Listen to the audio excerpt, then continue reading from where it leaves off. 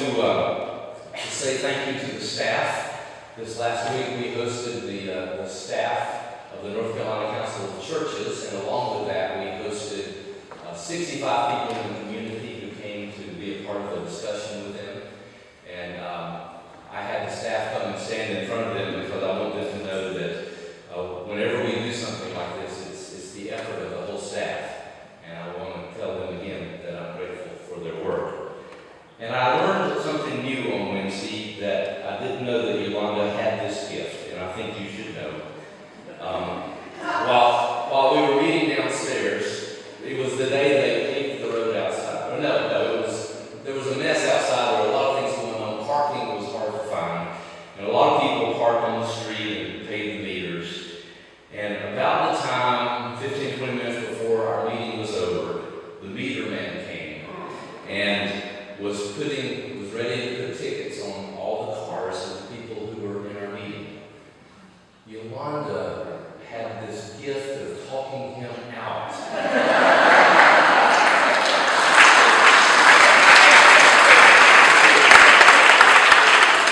talked him out of 19 parking tickets. Can you believe it? What a gifted person she is. And he said until 11:15 he would be nice. And then he was coming back. So I want you to know how gifted our staff is.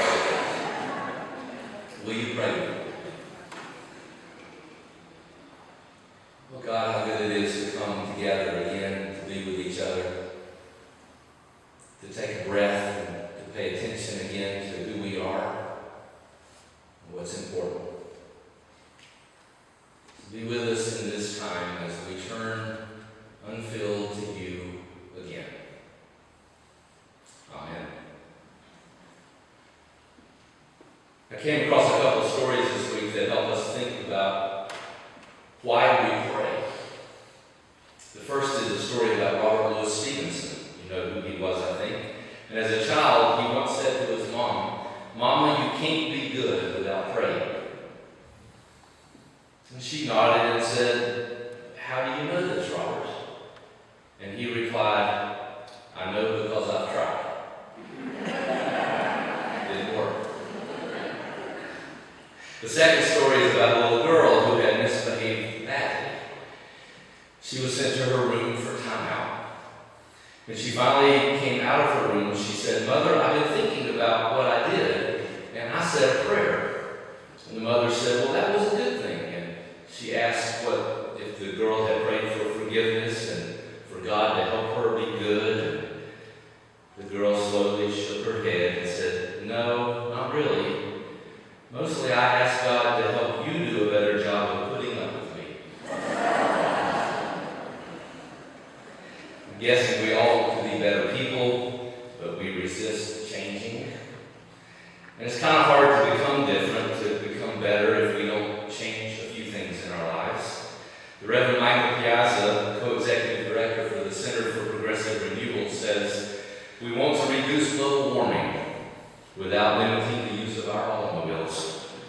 We want a more equal society, but don't want to pay more taxes or give more to charity to make it so. We want to be less consumeristic until we see something really nice that we want to buy. We want to be less critical and judgmental, but what and whom do you talk about?" And sometimes when we change, we become better in some ways, but not the stellar, just people that we want to be. My former professor, the Dr. Fred Craddock, used to say that when a people became liberated from their prejudices, they often became even more prejudiced against those that still believed like they used to. We just shift the target to another place. But if we pray honestly, passionately, and with an open mind and heart, and if we pray often, we might actually find our way into a more just way of living. Our prayers might be answered in part because we are awake and paying attention to life around us.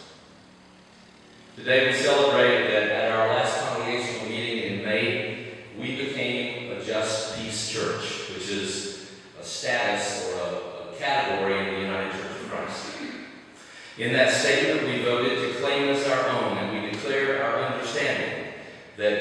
seeks a world that is just and good for all of us and for all creation.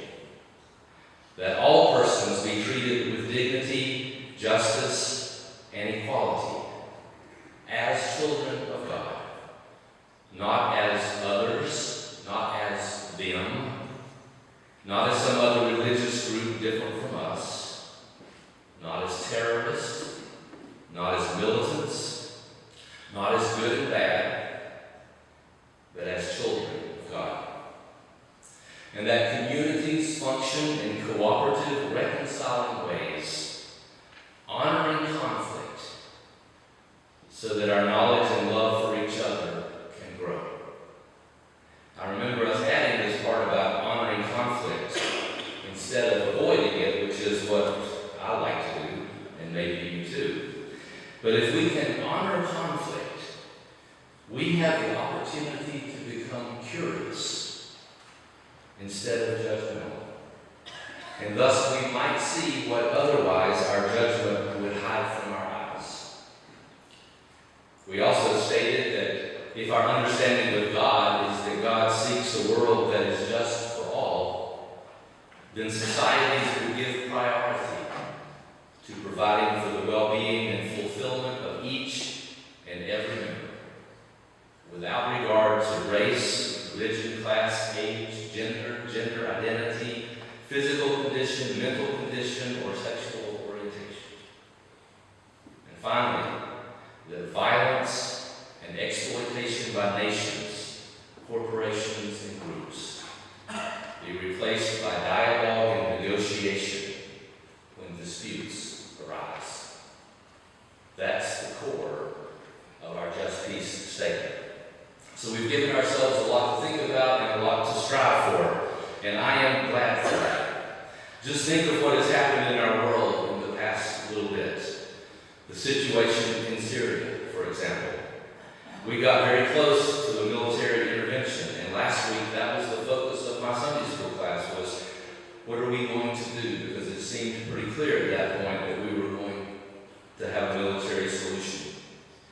We got very close to that, led by a president who was critical of the war in Iraq, and by a Secretary of State who had a hard time getting elected to the United States Senate originally, because earlier in his life he had been such an outspoken critic of the Vietnam War. Both of these leaders were pushing hard for us to war with Syria, while many Republicans whom we might otherwise think of as war hawks were saying, hold on, not so fast. Of course, the realities in Syria were and probably still are terrible. People gassed by chemical weapons. Over 2 million fleeing the country and becoming refugees, which would be the equivalent proportionally to nearly 100 million United States citizens forced to flee their homes. And over 100,000 casualties from the war between the Syrian soldiers and the rebel groups and the non-combatants.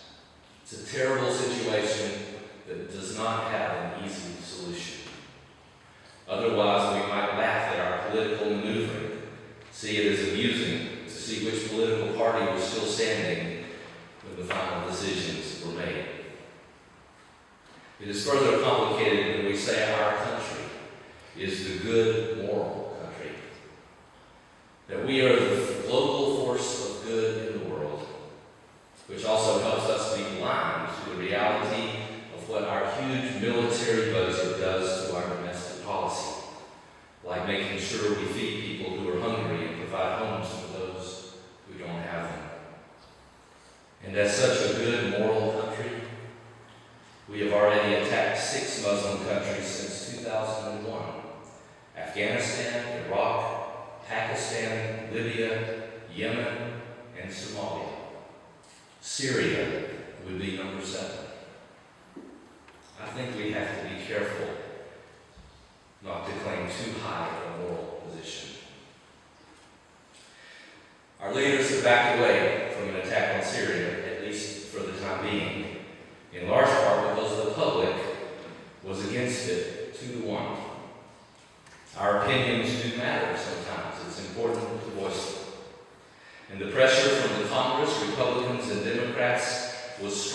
strong against the war. And so the legislative branch held back the power of the executive branch. The political system worked for once. But the issue will come up again. If not in Syria, then somewhere. And I say all that to say, I know that I need a community that helps me think through what's going on in the world. And to remember that there are always more than just two options, to bomb or not to bomb. There's more than that. In recent weeks, we've heard so many stories about gun violence. Seems such an easy way to solve a problem when you're mad, even at local high schools like Urban. We read in the papers that the system in Raleigh, and I think it goes to Washington, about computer programs that are supposed to be on paying money to those who review assistance checks for food and such, are way behind. We read of a political appointee to head the Department of Health and Human Services for North Carolina, who continues to make very questionable decisions and to hire less than appropriate persons for positions of power, usually giving them salaries at a much higher rate than what is appropriate for those positions. Such as a doctor who hasn't worked in the field in over 10 years, who is now administering our Medicaid program, already saying up front that she is solidly against this program. And our governor says it is not his job to intervene in the decisions of leaders.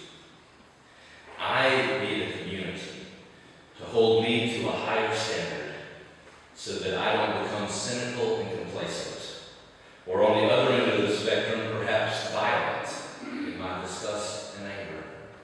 I need a community that reminds me that God cares for everyone, even for the one I might call enemy. That God created a world that is abundant in all that we need, and that does not mean I get all that I want. That there is more than good and bad, right and wrong, but there are a lot of options for resolutions to problems that fall in between. In our text this morning, the writer urges the people to pray for those who are rulers and in positions of power. Maybe because these people have the most opportunity to harm or help. They have the power to make a difference one way or another. And part of the reason for offering such a prayer comes from the context when this letter was written that might have been an accommodation to that social situation at the time. It was that the well-being of the rulers might allow for a quiet and peaceable life for everyone else. I am proud that we are a Just Peace Church. And I want to remind us that having a statement is not enough. We must seek to live into that statement. We've done that recently with the discussions on Syria. We are doing it by trying to help in our public schools, helping to make sure children have enough to eat. I will be standing up on Tuesday night on the footing of this statement with the City Council, asking them to stop our police force from rounding up homeless persons and jailing them in a way that they haven't done in years, simply because there have been more robberies in downtown lately, not saying that the homeless had anything to do with it. So I will stand with other faith leaders and nonprofit leaders, asking for a conversation, a dialogue, before allowing the police to create a new public policy. Because you see, it is the desire of God that all people be saved and find wholeness and find peace. That means our governor, that means our president and secretary of state, that means our police chief, that means those who walk our streets, that means me, that means you, that means people all over the world. Just Prayerful Living. That's the title of my sermon. And it's a play on words. We can just pray, and maybe that will help. We can just be just and do the best we can, and maybe that will help. Or we can put those two together and connect the power of love and the tenacity of grace with our actions every day. I think we have to put